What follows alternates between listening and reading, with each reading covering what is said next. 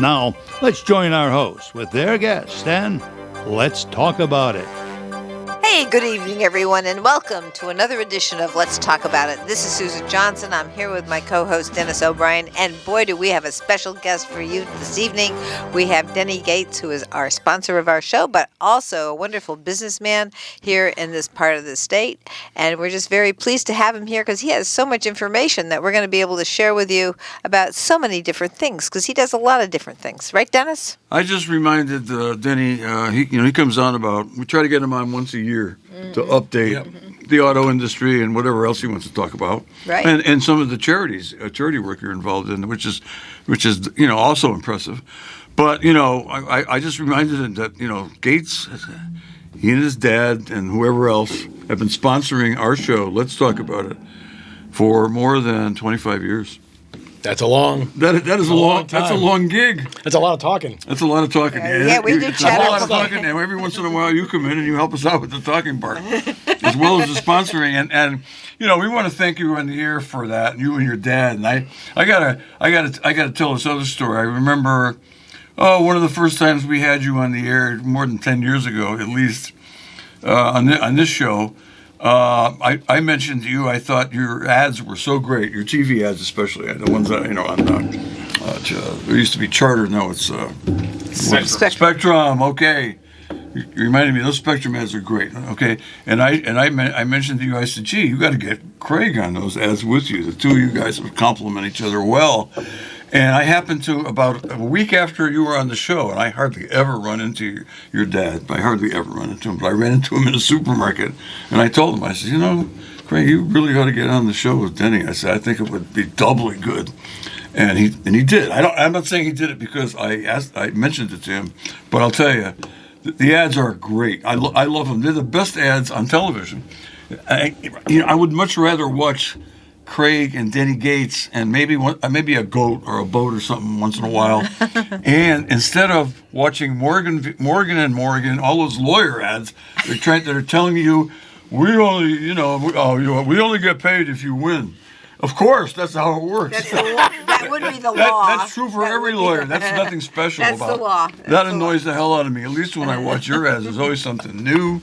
There's a lot of comedy and humor, and I love the humor. You guys are funny. Well, we're watching you guys too. Everybody that's watching the commercial, no, I'm just kidding. No, I don't think so. Okay, so in that group of two, I would say that your dad is the straight man. Right. Well, I got it wrong. That's not true. Maybe out of the This studio. This is good.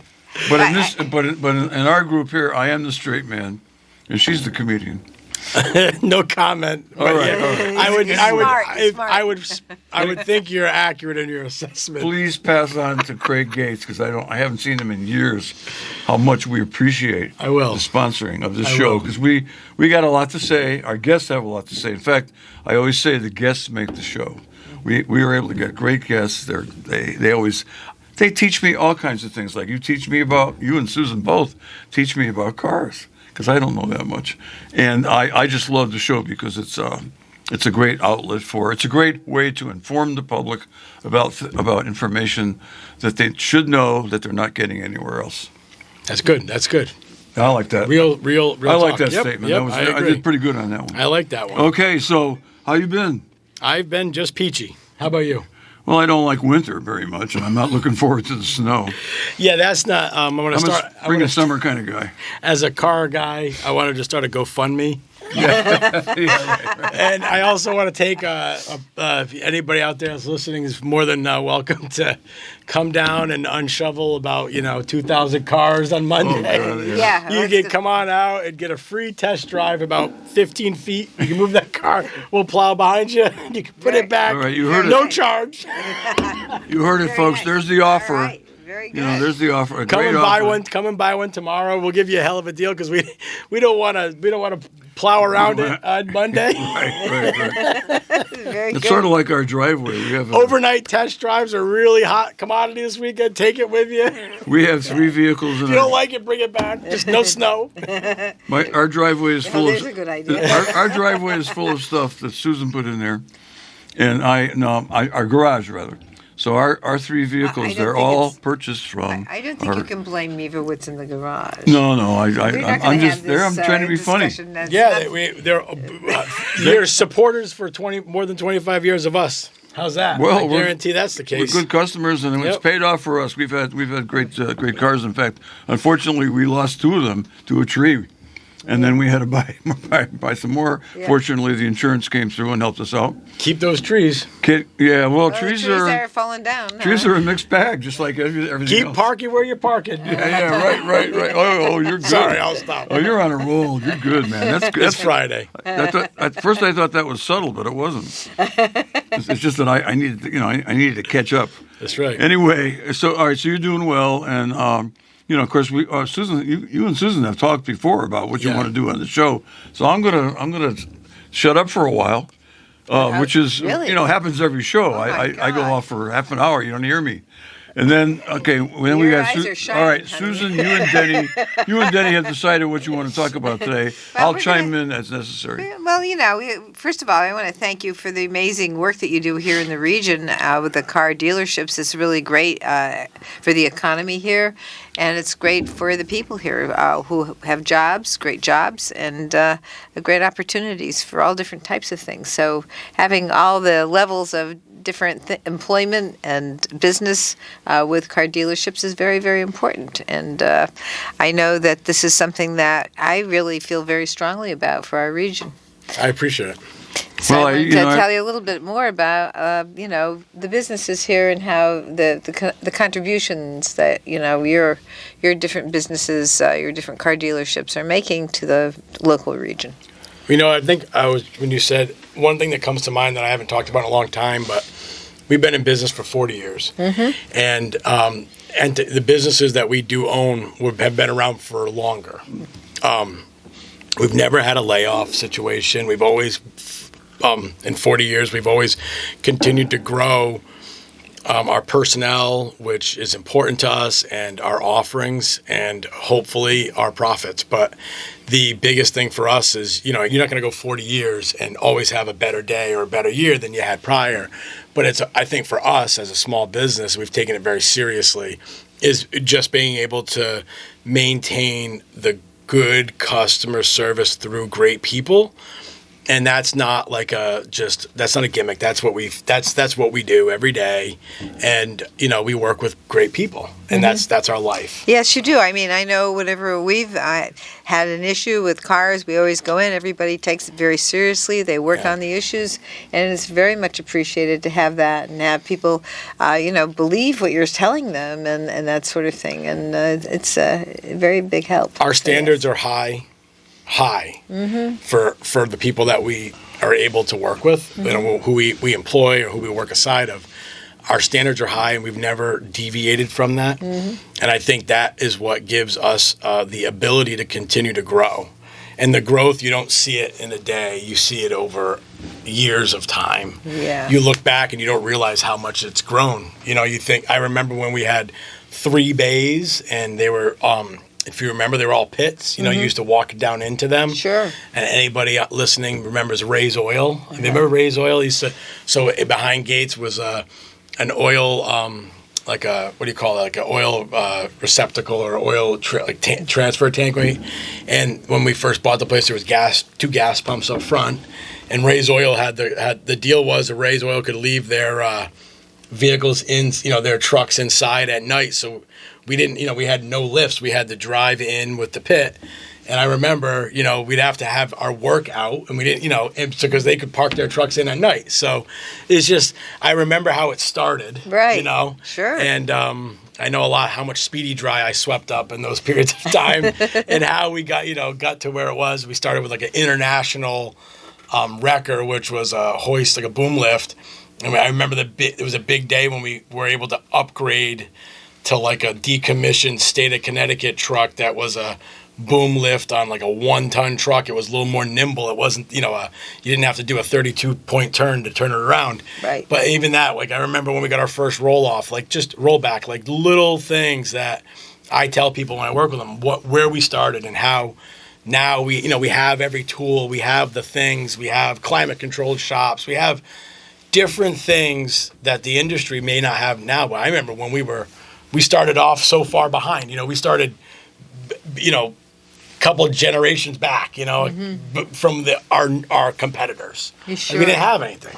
Right. And so it's nice to see us be where we are today. So one of the things I wanted to, mention also is the change in the actual cars in the last 40 years. I mean, 40 years ago, it was just gas-operated cars.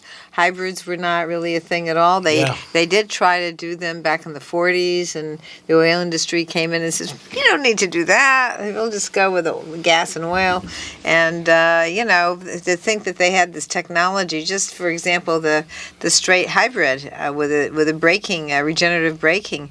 I mean, you don't really need much of a battery for that. And it was something they could have done ages and ages ago, but the industry didn't start doing it until, 2000 or so?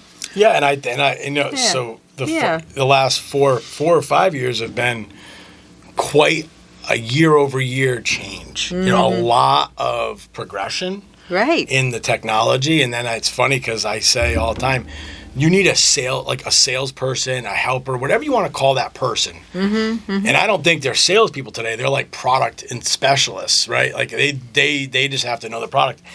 And you need them more today than you did 20 years ago. Oh, yes. The application to what you're trying to do, and so many times people come in thinking one thing, and it actually something else works better. Yeah. You used to look at a different model. You used to look at, do I want a Jeep Wrangler? Do I want a GMC pickup or what?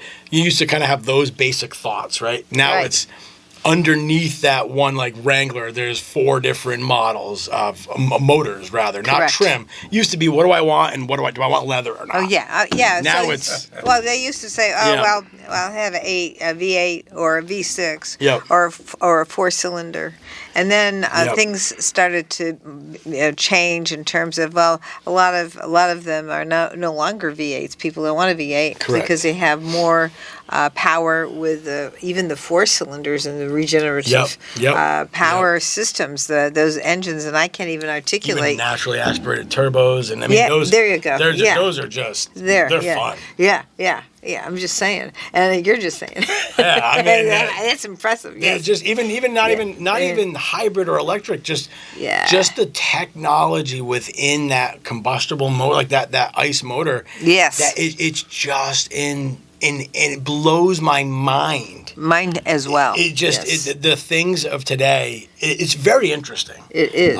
And it's super cool to see where we're going. Mm-hmm, and it just And it seems to have taken place of what they used to call the brain, and now it's incorporated somewhat into the motor. I remember when we had Lincoln years ago, and when those Lincolns had when they had air ride suspension came out and all these factors, you'd see these cars driving down the road like this, they had faulty parts. We all have always had faulty success. There's always been things that, as they've been used, they don't work as well.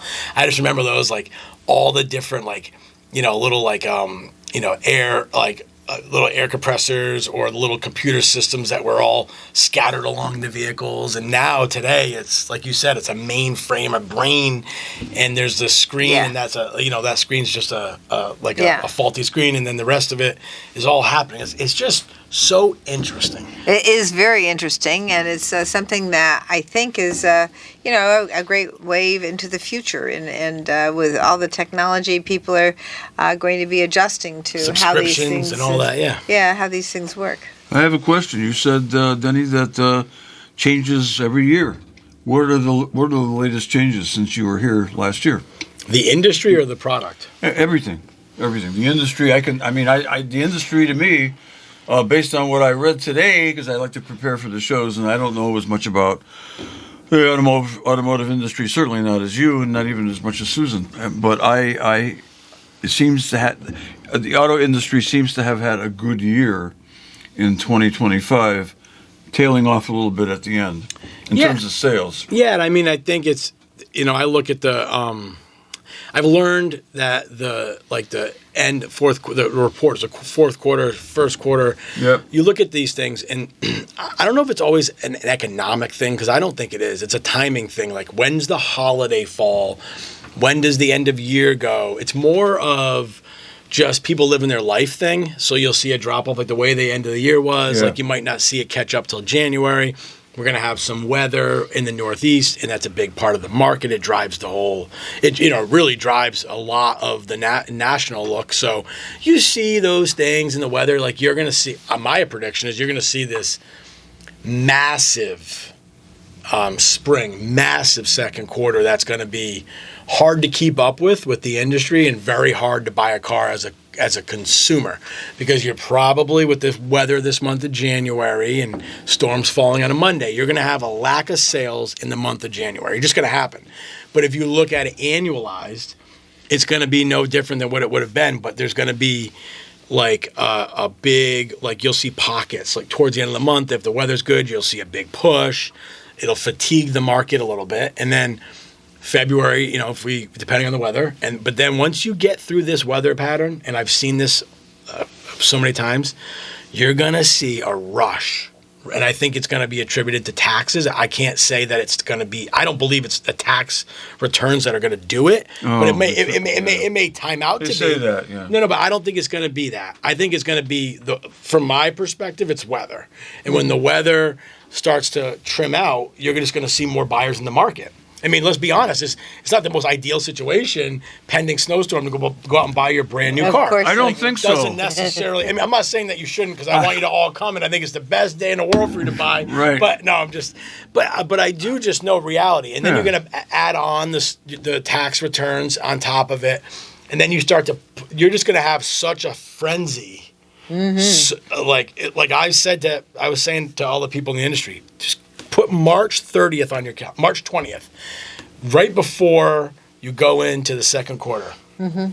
And I think it's going to turn on then, and it's going to be a wild show for the whole, right into the summer. I think you're just going to be running very hard if you're in the industry. Yep. And I think it's going to be, I think right now is a great time to buy, because I think it's going to be, it's like the ticket to the show. How many seats are in the, and I think that's going to be a little bit exhausted this year more than the past years. We haven't had the weather. Right. Well, what about the end of the year? I mean, sometimes the bargains for, say, a 2025 car are really in a good spot right now to go out and purchase a 2025 car. And that was, you bring a great point. This was the first year in a long time that I saw some of the deals come back in pretty good order. In the last, I hate the word, but the new norm, like the post-COVID run. Oh yes. There was still a shortage of supply and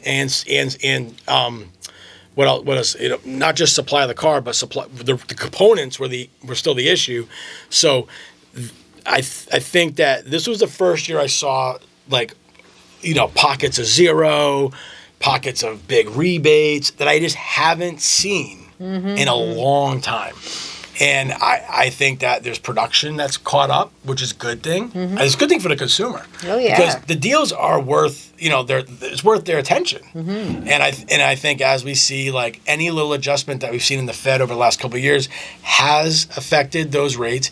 And then it changes residuals, and it changes money factors. Residuals are still high, so leasing's really good still. And, those are it's just, I think it's a good time to buy a car. Yeah, I think that you mentioned the Fed as well. The interest rates are going down, and that's another aspect of the combination of a good deal for a 2025 car and a low interest rate is a good combination. Rates and supply. Yes. That kind of works out well. Yeah, exactly. And so let me ask you, in terms of hybrid versus plug-in hybrid or just a plug-in, I mean, I went through a training a year or so ago on the lithium batteries. And what's your take on the differences? So, I have a lithium battery in my golf cart. And it's a great addition. I upgraded it. I had a golf cart with the regular battery, with the lithium, a little better range, a little faster. But I think we're at a point now where all the technology, and there was times where I could say I wasn't a fan of certain technologies yet. We have good range on all electric. We have phenomenal hybrid. I love, and you and I have talked about it on the air and off the air. Yep. About hybrid being a really good market, right? And I see I agree. It's going there completely. in a great fashion. Yes. That makes me super excited. And the other thing that I really like is just these efficient motors in the ICE. Like, I drive a pickup. I happen to drive a Ram pickup, but I drive a pickup. And that truck, I have this, it's called a Hurricane motor. It's a 6 with a naturally aspirated twin turbo. I mean, unbelievable. The truck whispers. And as I hate to date myself, but as you get a little older, it's not the rumble that you're also like that noisy motor. Like, I used to love that. Now I'm looking for a good radial. Yeah, exactly. Which is nice suspension. I gotta say, for everybody out there, I'm sure you're looking at me saying he's still younger than somebody, but I gotta tell you, I'm like, yeah, you're younger than me anyway. The male host of the show. I want a lot younger. I want a good ride. I look at big wheels. Sometimes I'm like, wow, I don't know if it's gonna have a good ride. So I'm switching over. I'm coming over the other side. But I look at things like that quiet cabin. Yeah. The ride it gives, the responsiveness, the fuel economy, but the power at the top end. That's what a lot of these new motors have is top end power. Yes, they do. And then when you pair them with an electric or a hybrid, you get the bottom end. So you get the best. Yeah. And it's just insane because you can't. I don't think you can go wrong. There's something out there for anybody's driving style, which I don't think it was like that. It used to be a transmission, bigger transmission, right? Yep. And that was it. And now we don't see that. No. The power and the ability to make sure that you can move in good spots and that sort of thing. Also, the suspension. I think that the suspension of the newer vehicles is really good. So the bumps that you happen to go over and those kinds of things are really braced much more evenly than maybe cars back in the day. And you asked a question, but I'll answer it a different way. You talk about electric vehicles for a second. Yeah. So that was not too long ago. That was a very an area of gray, right? Yeah, in sure. the industry, yes. Consumers, and what their sentiment was towards it. The interesting thing now is, and I was actually saying this to a coworker a couple days ago, is that you have an actual market. Right, you have a consumer of that market, but you also have an industry built for it. But now you have enough electric out there where this goes back to the old days.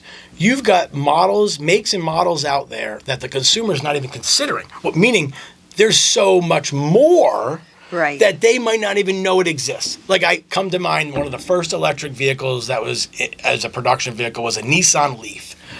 That vehicle still exists today. I can still remember you coming on the show maybe 10, 12 years ago and telling us about the Leaf, and it was the first I had heard of it. And it's still out there today, and its range is in the 300s, and its price point is unbelievably low. And that vehicle sells. It's not the biggest volume. You don't hear about it every day, but it's a heck of a value. And it's like, that car exists. It was a trendsetter. It exists still. And then you think about all the other ones that you hear about. And it's like, wow, there's a lot of production out there in that category that you would never even consider. That's right. That's interesting. It's very interesting, and it shows that people are open to the idea of different types of vehicles, and that they like the idea of the electric. And you can set it up and plug it in at your house, and that's a very good thing. And it's cool because you see the market change a little bit. Where it used to be when those new technologies, it's the engineer-minded person comes in first, right? They know more than you as the salesperson. Now you've got everybody coming in saying, I want to try that out. Tell me about that. Yeah. Or I think I want that. And it's kind of fun because it's years later after the production of these vehicles, but you get to have fun because you actually know enough. I hate to say it, but you're actually like, oh, I can tell you about that because it was so new and it came so fast. But, yeah, it's cool. Very, very cool. Well, we are ready for a break to hear from our sponsors, and we have our sponsor here on the show with us, but we will be right back after these messages. This is Susan Johnson. I'm here with my co-host, Dennis O'Brien, and our very special guest this evening, Denny Gates. Welcome back, everyone. This is Susan Johnson. I'm here with my co-host, Dennis O'Brien, and our very special guest, Denny Gates, who does absolutely fabulous work here in this region with respect to the car business. And we are now, I want to talk a little bit more about car business. I've finished up with things maybe you want to share with us before we go into some of the great work that you do to help the children, your foundation work, helping students that have special needs, that sort of thing. Yeah, I mean, so I can go backwards. I have a big affinity for people with special needs. Mm-hmm. I've done some work with ARC. I've done some work. Say what ARC is, please. Well, I mean, for most people that don't, do you know what it is? Oh, go ahead. Well, I mean, you could. I want you to give the answer if you know, because I'll probably botch it. But they're a local community-based organization that works with people with learning or disabilities that try to keep them productive in society, I guess, and work with jobs, work programs. So I've done some work with that on both an employer level, but also with the cause, and done some campaigning with them and working with them and helping out strategy-wise. But I do also like to work with people that are within the public systems. That like I do. So I do some work with the town of Windham in regards to their. They have programs for people. They have different names like Phoenix Academy and stuff. And I try to work with supplying a property, but at a discounted rate. And I get involved in the program a little bit. And I just try to be available and try to help out. And then we do a lot with Little League with supporting the programs at every level. Yeah, you've got you sponsor several teams, I think. Yeah, we'll sponsor whatever teams we can, and then we kind of like to underwrite it. So if we'll take it all, and then whatever anybody else wants to do, we'll do. So when I was still with Little League, and I'm not anymore because of my arthritis in my knees, and it makes it harder for me to coach. And I did more than 3 decades there anyway. And I was there when you threw out the first pitch. Yeah. And you did a great job. It was probably my second time throwing it. I called it a split finger fastball. It looked like it dropped right at the end. Came in real fast, and then boom, it shot down. I was just surprised it didn't drop 2 inches. But I was right there behind home plate. I saw the whole thing. But I mean, and I've always been a big part of Make-A-Wish. In Connecticut, we brought a lot of wishes to northeastern Connecticut. Big part of my legacy with the organization. I was on the board for many years, and I've been able to do a lot of great. I've been able to with the partnership of my staff, with my family and friends, and most importantly, with some people that were very generous from my ask. We were able to produce a very large sum of money over the years that is bookmarked for this region. Because we do get lost, as in the state of Connecticut's eyes a little bit sometimes. There's a lot of action in other areas. And, being a northeastern Connecticut person, you're lucky you don't have to go other places because you have what you need and it's a really great life here. Right. But there are other parts of Connecticut that don't feel at all like northeastern Connecticut. Oh, yeah. You wake up in the morning here and you think this is what Connecticut feels like, and you don't realize that you could drive 2 hours away from here and it's not even the same. It doesn't even feel like the same state. There's a lot of diversity in that regard. Yeah. Not just, economic or whatever. Yeah, or ethnically, but there's a lot of diversity in terms of the way each town is different, and each region is certainly different. I mean that southern that southwest area of Connecticut is not Connecticut. I mean, it's Connecticut. Well, it's different. But I should just say there's a lot of support there. They have a lot of resources that we might not have. Right. And so that was a big passion of mine. I worked on it for 10 years, and I felt good leaving the board. I'm a very big active member and donator to the cause and do a lot. But for me, my whole mission was to produce results for the Northeast corner. And we have a phenomenal setup here now and resources with that organization that we were able to fund in perpetuity. So I can look at you and say, I know for the 10 years from now and 20 years from now that the work we did is going to continue on in this area of the state, and that's the kind of business that we like to do. We want to nail it down and make sure it doesn't go anywhere, and that's a big commitment.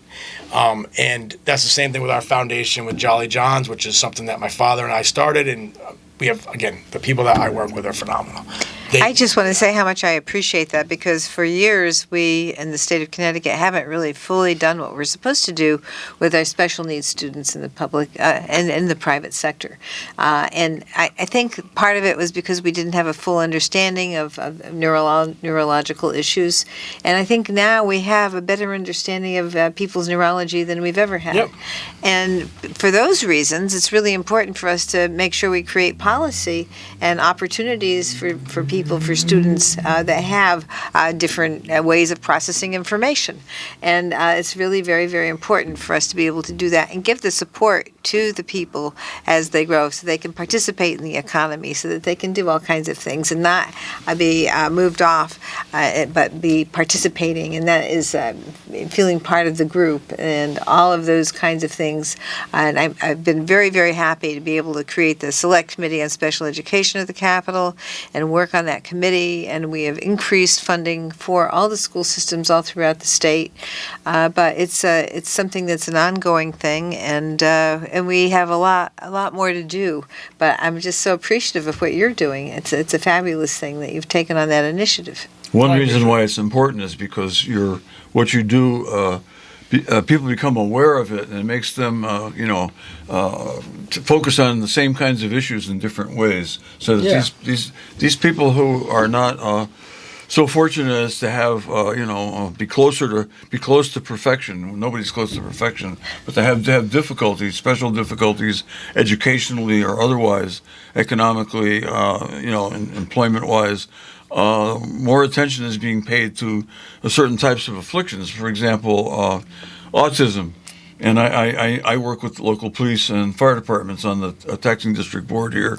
And what they're doing in terms of dealing with, they might have to go out and somebody's behaving kind of strange, and then all of a sudden they realize it may be because there's a reason for it, maybe autism or something else, and they're having training on that. The police and fire departments have had social workers working with them, and people are becoming more aware of the need to help people who are in need in that regard.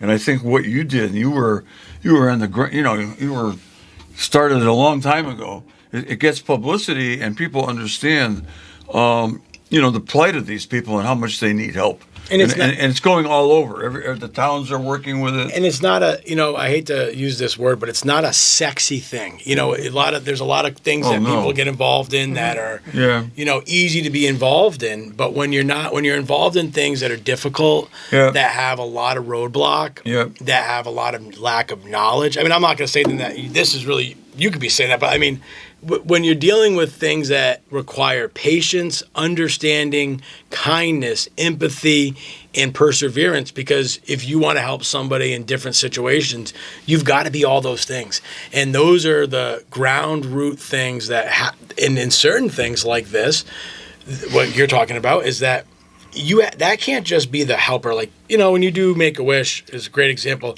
There's a child, there's a person giving the wish, there's a family, there's a whole system. And there's a lot that goes on right here. Like 95% of it happens right there. Mm-hmm. When in the situation you're talking about with special needs and working on programs, there's, the 95 percentile is like, it's all of the whole spectrum. Like, in Make-A-Wish, pretty simple. We get money. Yeah. And Make-A-Wish get money, and we put it to the cause. Boom.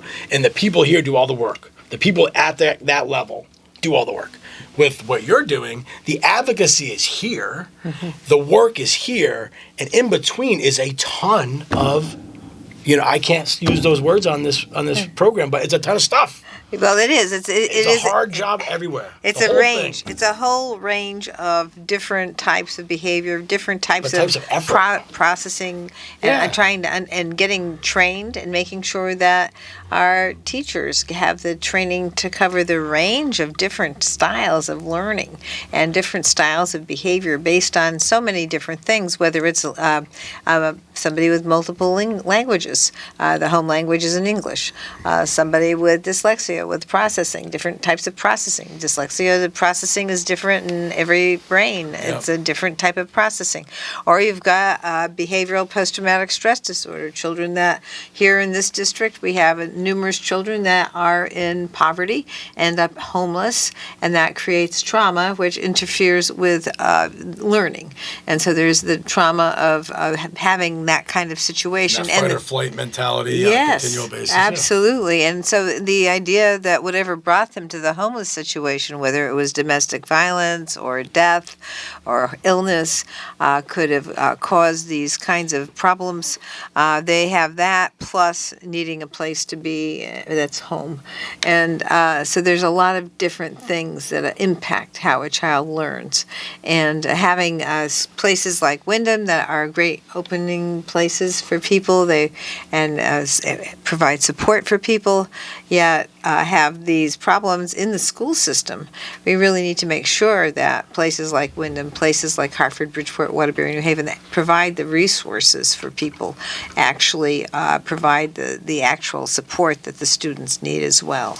Everybody needs to be loved and respected. Mm-hmm. And these kinds of programs, the kind of program that you've been involved in for so many years, it not only provides certain types of maybe techniques and stuff, learning techniques, and helps them with their learning, but it shows them that they're loved and they're respected. And that is, everybody needs that. That's a basic need. And that's a thing that you want to bring into your workplace. Like being a small business, the beauty of it is you get to be in a personal relationship. Yeah, there's the rules of the engagement of the state laws, and there's this and that, and then there's running a business. Yeah. And that's where you get, that's why I like to be a business owner, is because I get to use those skills and resources, because every employee is different. Every employee's got their own struggles, and finding it out and connecting with them. Same thing with their families. Everybody has these concerns in their family. It's not exclusive to a certain type of person.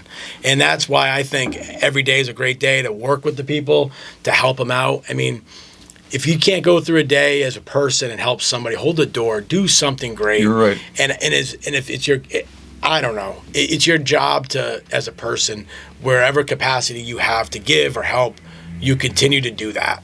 And I think that's whatever that means, whether it means money, time, if you're, or both, whatever it is. I think that's what makes people live a long, happy life. You're right. In this day and age when people walk around with phones, especially young people, and they're watching, all these channels on TV that they can stream and stuff like that. There's a special need for us to interact more often, and to interact. Put the phone in your pocket. And to interact in a way that is positive. Yep.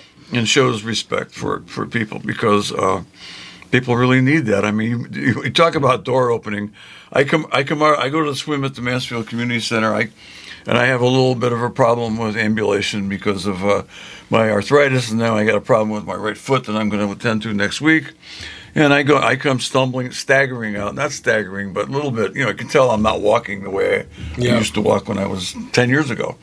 And somebody will hold the door for me. And I can feel a chill come down my spine, because I'm interacting with somebody in a good way. If I'm at a stoplight and I let somebody go, something like that, just being part of the community of human beings is just so important that, the Make-A-Wish Foundation, giving a wish, providing a child in tough circumstances with a wish like that, it's got to make that child know that he or she is not only being helped, but is being respected and loved. And I got to touch on that for 1 second, because you opened the door for it.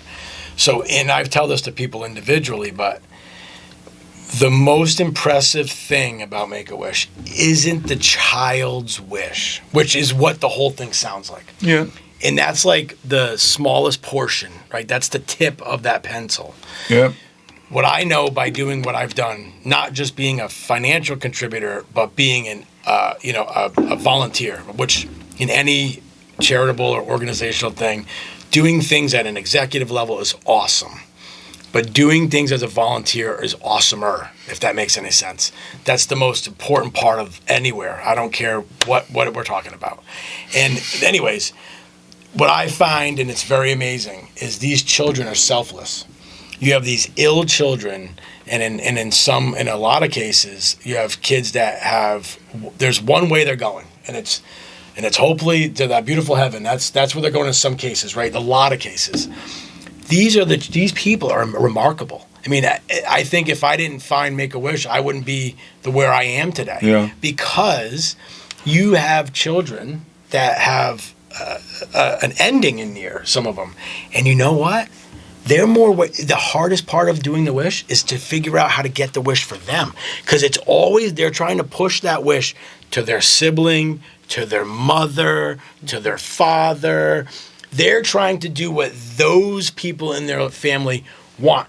How many times we do a wish and they're like, oh, I want a basketball hoop. And it's like, well, you're a little girl that is wearing pink ponytails and she has dolls. You don't want a basketball hoop. But it's because her brother does. No, I'm not saying, but I'm saying the whole situation doesn't add up. And it's these little awesome bundles of joy.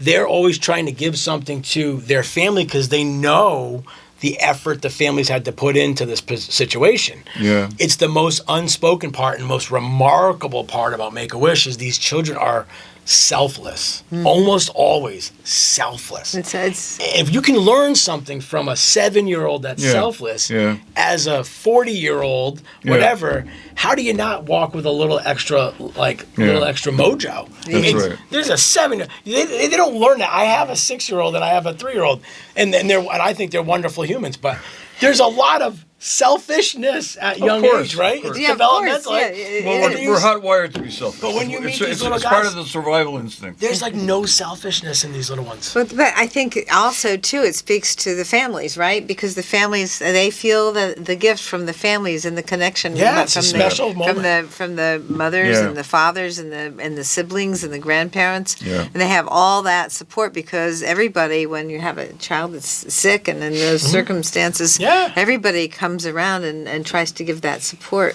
So I think that they feel the love they too. feel it and they know how to give it back because they received it.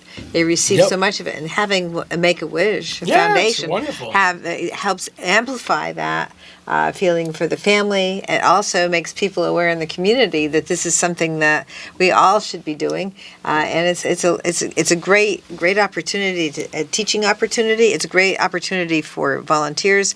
It's just a great thing that you do.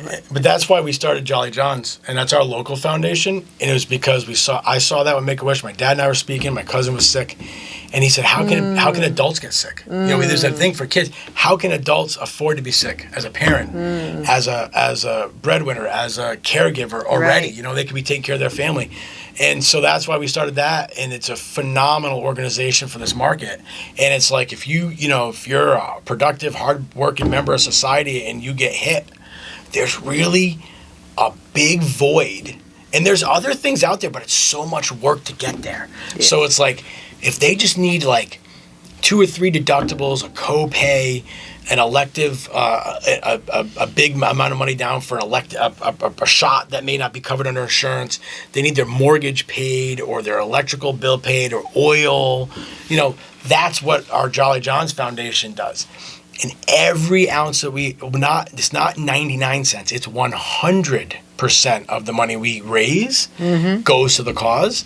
And we've done well, and I've actually tried to, I've tried to say to my dad, we should hire somebody he goes, we're not hiring, it's 100%. And so, but all of the employees and some other amazing people give a ton of time. Yeah. That's wonderful. But I call it an adult Make-A-Wish. If you're a parent and you're in a hard spot and you're not able to produce and there's nothing to catch you, your wish right now when you're ill is all right, I got to keep the roof on over my head and my family's head, and I've got to pay some bills. And that's what, big part of what we do. And we do that every day. It's not every week. It's not every year. It's every day. That's phenomenal. 30% of our day is that. And that is just what we're talking about here with the difficulties in society that we have. So to have that kind of a program to help families who have that kind of a loss, because it happens. I lost my father when I was 5. My brother was 5 months old, and it was quite a shock to my mother, who had to try and figure it out. Of course, he was able to. They already purchased the house, and he had all kinds of insurance and that sort of thing. So we were very, very lucky. But that's not always the case for people, especially with little children, and so that's not really what always happens. But especially when you take a look at what you have somebody. He was a veteran, and the doctor said he probably became ill because of his service. He was at Pearl Harbor after the bombing. But that's the kind of thing that there are all kinds of veterans. There are all kinds of people that are out there putting their lives on the line in different types of employment that they have, and things happen, and then the family is in a spot that it's very, very difficult to try and address. Yeah, and we just try to be there for them. It's a fabulous thing sometimes that you do. young people do get debilitating illnesses that are, either chronic or permanent or semi-permanent. Right. And they a breadwinner, or somebody, a mother who's working and raising children by herself. I mean, this can happen. It's I fortunately stayed pretty darn healthy until today. Oh, you're still pretty darn healthy. Yeah, I'm pretty darn. I've been you're lucky. still walking and talking. Health-wise, but I know people that have got. I was a probate judge. I've seen people pass away in their 30s, and like your dad. My dad died at 50. My son died at 49. I mean, it can happen, and every day is a gift. Every day is a gift. We're working on. We should. That's why we. Our theme for the second half of the show is, be nice to people. We're working on Go out that. of your way to be nice to people. Right before Chris. Oh, was this it? 1 minute. Oh, well, I'll just say I'm kicking off for Mother's Day a massive Mother's Day garden at Weil Hyundai. I planted it right before winter, so I'm going to give flowers away to any child that wants to give their mother Mother's Day flowers. I have this goal in mind. I started with 7,500 plants, 7,500 tulips, and I'm going to hopefully continue to grow it by that fashion.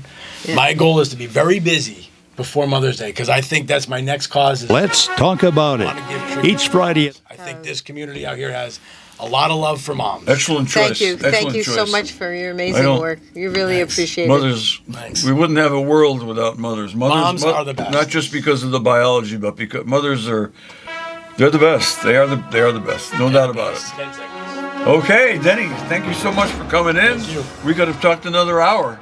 Yep. But or two. Yeah. Anyway, great to have you here, and thanks again for your help with Let's Talk About It. Thank you. Which I think is an important part of this community, and so does Susan, and so does Matt Rupar. We'll be back next week with another fabulous guest. Thank you so much, and thanks for listening.